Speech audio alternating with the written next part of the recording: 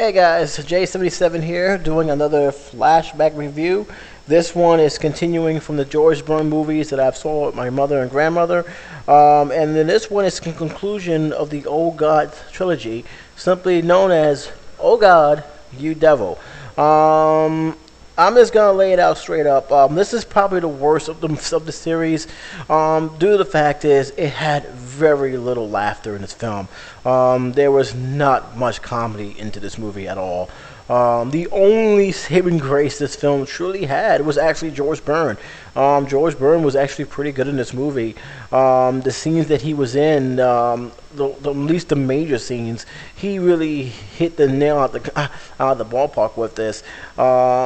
But other than that, this film really didn't have much to work with. I mean, it really did not have anything to work with. And it's kind of sad, too, because out of all the films that I've seen in this trilogy, this is the only one that actually brought God into a better light. I mean, I actually liked it how they portrayed God in this one, even though he was barely a factor in this movie. And I'll explain in just a little bit. I'm going to give you a little brief summary of how this film was. You had this guy, okay, he is a struggling musician. He's very upset, he's very bitter that he's not making it big. He wants to be big, he wants to be famous. He's even willing to sell his soul just to have what the superstars have. The devil gets wind of this, and has already put his plot into motion. And part of his plot is to take his soul. He will give him, the fame and fortune. He actually presented himself to the guy and told him that I can make your dreams come true. Just sign this contract.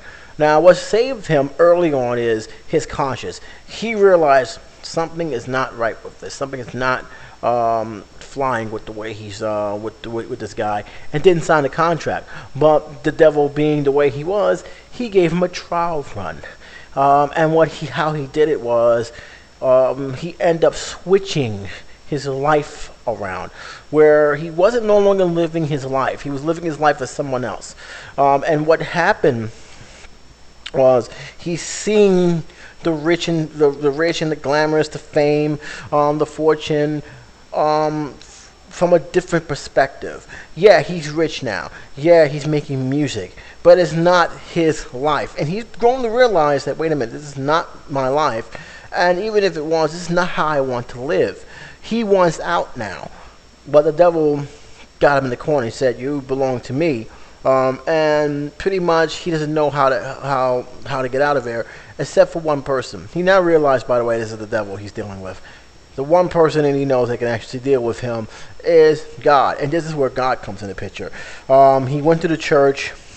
He asked for God to help him, and God did respond to him. He responded to him, tell him he's going to help him, hold tight.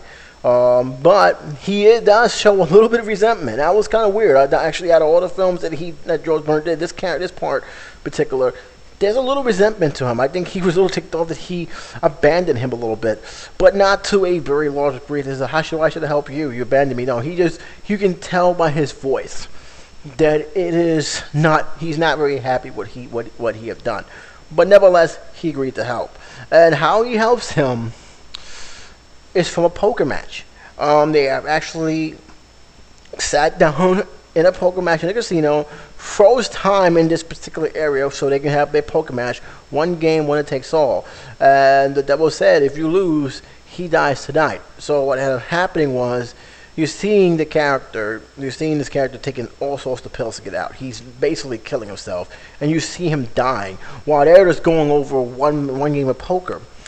And how God wins wasn't because he had the higher hand. And to be honest, if they just went straight up game, he would have lost. That's how strange that thing is. He made a deal saying if he wins, he can't have the souls on whatever list. He can't even come near him. He can't touch him. He can't even tempt him. Well, of course, the devil's not going to go for that, so he folded his hand. and he shows him his hand. It turns out he was losing.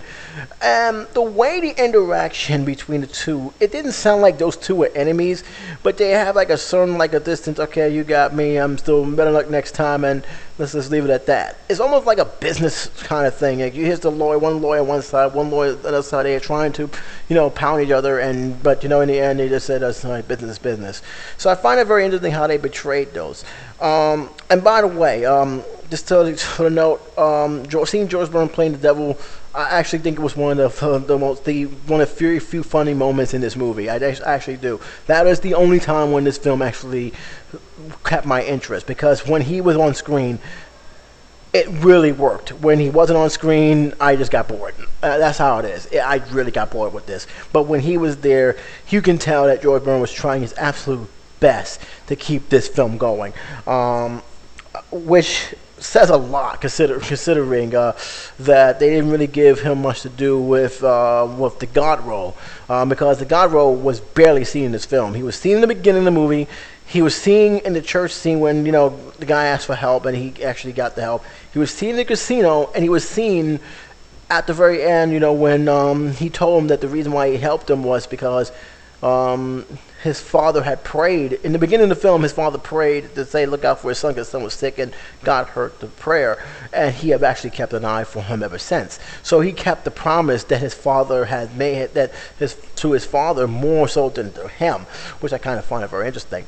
But in all, him playing God, honestly, it was like a total, 15 minutes?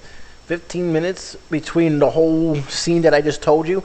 So that means he was only there for like 30 seconds in the beginning, 2 minutes when he saw him again. Most of the majority of the minutes was a poker game, and then you're there for like another minute and a half just saying goodbye, and that was it.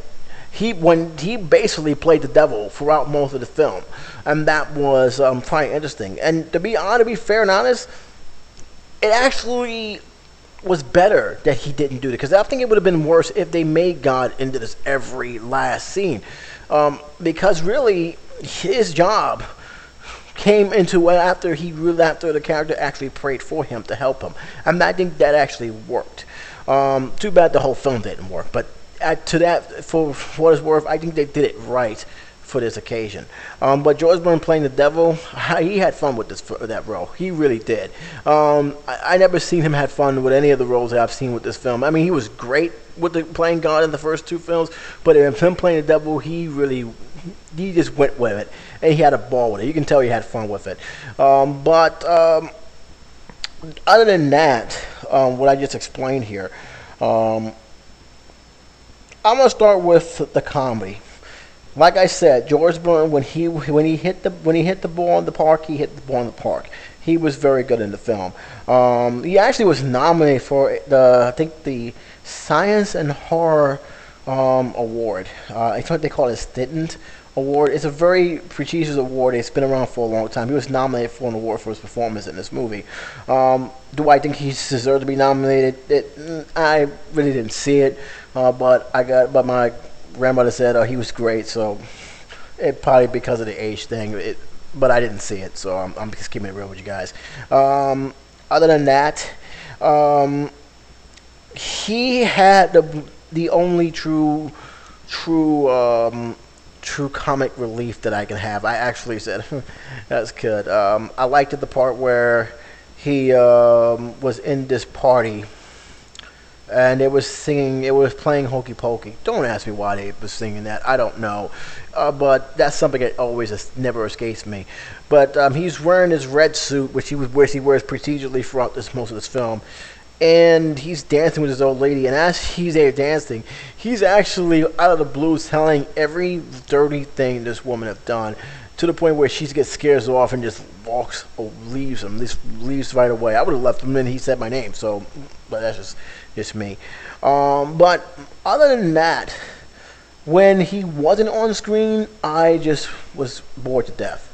I was very, very bored to death. I really did not care for this character at all. I mean, I'd at least say what you want about the other two films. I actually cared for John Denver's character. I cared for Luann's character. This one, I can barely remember the guy's name, and I saw this film like again before I did the review, and I still can't get his name for the life of me. He didn't. It didn't matter. This film really didn't keep me interested. He was not an interesting character at all. None of the comedy worked when George Byrne was not there. Nothing worked.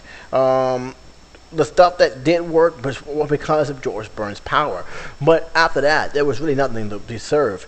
Another thing I also find, which I find very interesting, because this out of all the films, this is the only one that when God actually revealed himself, and maybe because because he already seen what the devil like, and obviously that pretty much made a safe transition. But when God came in, he didn't ask questions.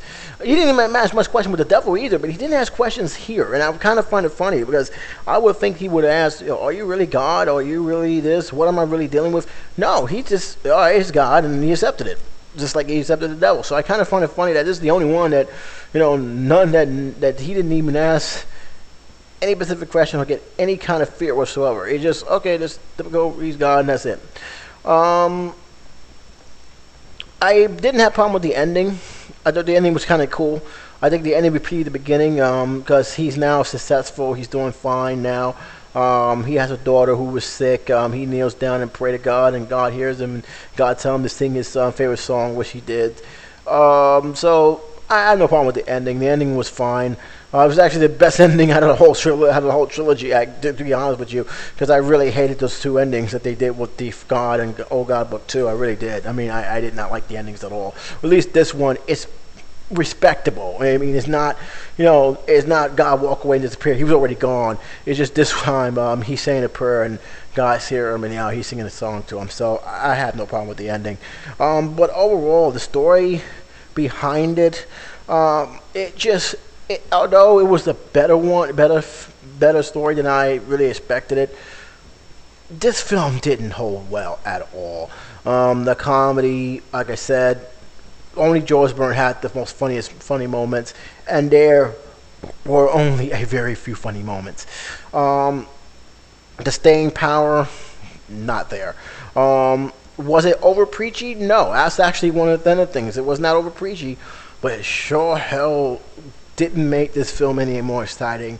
And again, I only wish they could have done something better with this film, because this is actually a film that could have had it could have done better if it has been a better script involved or better acting. The acting was just bland. I mean, the story behind it was just bland, and it just wasn't really worth my time when I saw it. I really did. I mean, I was very, very disappointed. I was hoping that this one would actually hit it out of the ballpark, and it turns out it wasn't the best out of all of them. So I was disappointed, unfortunately. I'm sorry, guys.